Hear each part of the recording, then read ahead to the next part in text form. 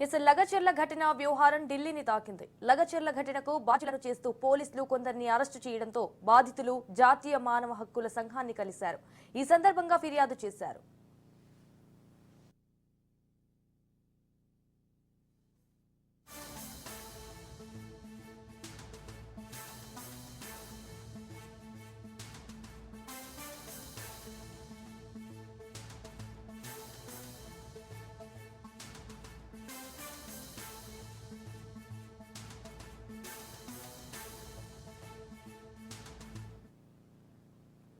లగచర్లలో అర్ధరాత్రి సమయంలో తమపై పోలీసులు జరిపిన దాడి గురించి జాతీయ మానవ హక్కుల కమిషన్ కు బాధితులు వివరించారు. ఫార్మా కంపెనీ ఏర్పాటు కోసం భూములు ఇచ్చేందుకు నిరాకరిస్తే తమ వారిని అక్రమంగా అరెస్టు చేశారని ఆవేదన వ్యక్తం చేశారు. లగచర్ల బాధితులకు బీఆర్ఎస్ అండగా నిలబడింది.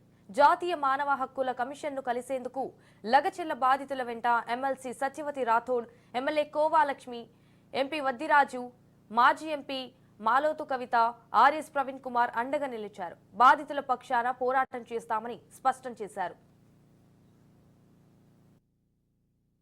రెడ్డి గారి సొంత బ్రదర్ వచ్చి తిరుపతి రెడ్డి గారు ఇప్పటికీ బెదిరిస్తున్నారు. మీ వాళ్ళు బయటికి రారు, మీ వాళ్ళు దేశం పట్టుకొని అట్లా అడుక్కో తినాల్సిందే, మీ భూములను మేము వదలము, అక్కడే ఫార్మా కంపెనీ వస్తుంది, మీ వాళ్ళందరికీ ఉరిశిక్షలు పడతాయి, మీరందరినీ ఆగమవుతారు అని చెప్పి బెదిరిస్తున్న క్రమంలో మాకు న్యాయం జరగాలంటే ఢిల్లీలో కేవలం ఢిల్లీ మాత్రమే మమ్మల్ని దేశ రాజధాని కాబట్టి మమ్మల్ని కాపాడుతుంది అనే ఉద్దేశంతో మా గిరిజన ఆడపిల్లలు కొంతమంది భర్తలు జైల్లో ఉన్నారు, కొంతమంది కొడుకులు జైల్లో ఉన్నారు, కొంతమంది మనవాళ్ళు జైల్లో ఉన్నారు, మిగతా వాళ్ళందరూ పారిపోయారు భయానికి. కాబట్టి వాళ్ళు వచ్చి మమ్మల్ని అడిగితే వాళ్ళని ఇక్కడికి తీసుకురావడం జరిగింది. ఇవాళ మానవ హక్కుల కమిషన్ని కలిసాం. చైర్మన్ గారు లేరు, మెంబర్ గారు యాస్మిన్ బాషా గారు సెక్రటరీ గారిని కలిసాం. అలాగే కొద్దిసేపట్లో ఎస్సీ ఎస్టీ కమిషన్ చైర్మన్లను కలవబోతున్నాం, మహిళా కమిషన్ చైర్మన్ని కలవబోతున్నాం. ఇక్కడైనా మాకు న్యాయం జరుగుతుందని ఆశిస్తున్నాం. ఇంకోవైపు రాష్ట్రపతి గారి సమయం కోసం కూడా మేము రిక్వెస్ట్ని పంపించడం జరిగింది. ఏదైతే వాళ్ళు తాతల తండ్రుల నుంచి కూడా వచ్చిన భూమి ఏదది అసైన్ భూమి కాదు, అది ఇతర భూమి కూడా కాదు, అది వాళ్ళ తాత తండ్రుల నుంచి వాళ్ళ వారసత్వంగా వ్యవసాయం చేసుకుంటూ వాళ్ళు కడుపు నింపుకోవడానికి వాళ్ళు పనిచేస్తున్న అందరూ కూడా రైతులు. ఏవైతే అందరూ కూడా రైతులు, అందరూ ఒకరికి 2 ఎకరాలు ఉంది, 3 ఎకరాలు ఉంది, ఒకరు 6 ఎకరాలు, రకరకాలుగా ఉంది వాళ్ళకు.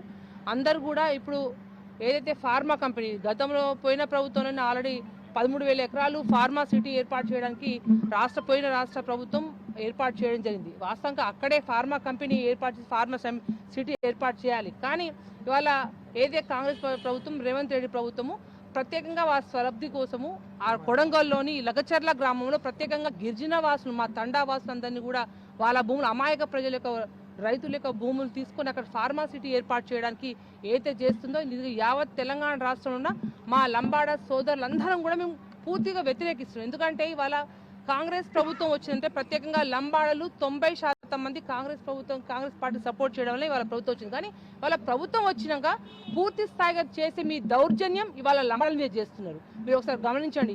యావత్ రాష్ట్రంలో ఉన్న ప్రతి ఒక్క లంబాడ కుటుంబంలో కూడా అందరూ కూడా బాధపడుతూ ఉన్నారు. మా డిమాండ్ ఒకటే. ఇవాళ ఇప్పుడు ఇక్కడ కలుస్తున్నాం, కానీ మహిళా కమిషన్ కలుస్తున్నాం, ఎస్టీ కమిషన్ కలుస్తున్నాం. మా డిమాండ్ ఒకటే, గిరిజన భూముల జోలికి దయచేసి మీరు రాకూడదు. మీరు ఫార్మా సిటీ ఏదే ఉందో గతంలో అయితే 13,000 ఎకరాలు ఏర్పాటు చేసిందో అందులో మీరు ఫార్మా కంపెనీ పెట్టుకుంటారు, ఫార్మా సిటీ పెట్టుకుంటారు, అన్నీ వేసుకోండి. కానీ గిరిజనులను టార్గెట్ చేసి, గిరిజన రైతుల యొక్క భూములను టార్గెట్ చేసి వాళ్ళ కడుపులు కొట్టొద్దు అని చెప్పేసి ఈ రాష్ట్ర ప్రభుత్వాన్ని మేము డిమాండ్ చేస్తున్నాం. 9 నెలలు పోరాడి వికారాబాద్ పోయి ధర్నా చేసినాం, కొడంగల్ పోయి ధర్నా చేసినాం, కోసికి పోయి ధర్నా చేసినాం, మళ్ళా అకిన్పేట చేసినాం, లగచర్ల చేసినాం, దుద్దెల చేసినాం, అన్ని దగ్గర ధర్నా చేసినా కానీ ఒక్క రేవంత్ రెడ్డి రాకడ లేదు, తిరుపతి రెడ్డి రాకడ లేదు, ఒక కలెక్టర్ రాకడ లేదు. మేము బోవా అనుకొని తిని ధర్నా చేస్తామంటే అంత వచ్చి చిన్న పిల్లలు ఏమో ఇంత దాడి చేసి దొబ్బిన తర్వాత కలెక్టర్కి కొట్టరి అని అర్ధరాత్రి ఒకరు కొట్టాం. రాత్రి వచ్చి లైట్ బంద్ చేసి, కరెంట్ బంద్ చేసి 500 పోలీసు వాళ్ళు వచ్చి ఆడవాళ్ళని చూడకుండా, మగవాళ్ళని చూడకుండా, పిల్లలను చూడకుండా అందరికి వేసుకొని డిసెంబర్ వేసుకొని ఒక్కొక్క कुछ क्या भी इसको कोटुड़ा हमारा बच्चा लोग को हम लोग को घर पूछ कर देने का हमारा जिधर जिधर बाहर किधर किधर भाग दौड़ कर रहा है वो लोग सब हमारा गांव में सारे लोग को छोड़ देने का और हमारा ज़मीन हम लोग को छोड़ देने का उसको विनती करके बोल रहा है।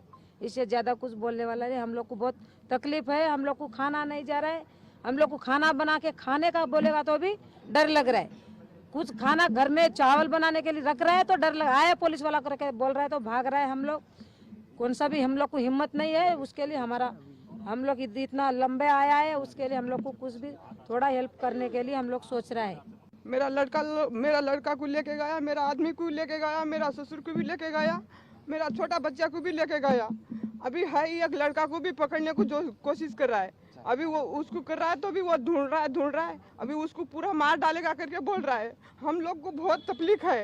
ये हमारा जमीन के लिए हम लोग झगड़ा किया था, लेकिन ऐसा करता है करके हम लोग, ये रेवंत रेड्डी ऐसा करता है करके हम लोग नहीं सोचा था।